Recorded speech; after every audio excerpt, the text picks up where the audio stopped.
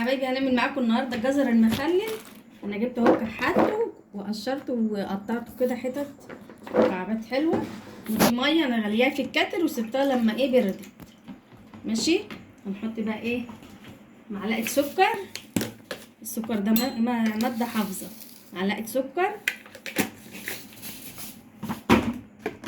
شويه خل حلوين، حوالي مج خل كده عشان انا عامله كميه كبيره. ملح، ده كيس ملح، وهقلب واشوف لو عايز تاني. هنحط بقى حبايبي كده عشان الميه بتاعته تبقى حمرا كم معلقه كده فلفل احمر مفروم عشان يبقى زي بتاع المحلات اللي بره. بصوا لون الميه احلى مخلل تاكلوه بقى بالطريقه دي.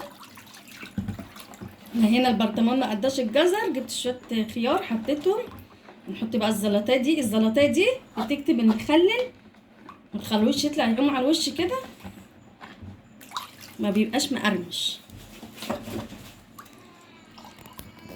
الميه دي خدت كيسين ملح.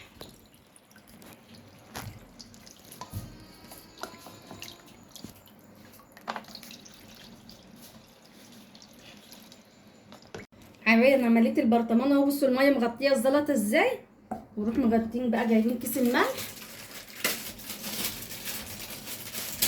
او شنطه اي حاجه عندك نروح حاطينها كده، نروح مغطين عشان الغطا يبقى محكوم على البرطمان. والميه دي طلعت زياده حرام نرميها عشان فيها ملح وخل والفلفل الاحمر. هجيب بقى حاجه من السوق خيار ولا فلفل واحطها فيه. بألف هنا. يتاكل بعد اسبوع مثلا. الخيار 3 ايام والجزر بعد اسبوع. بألف هنا.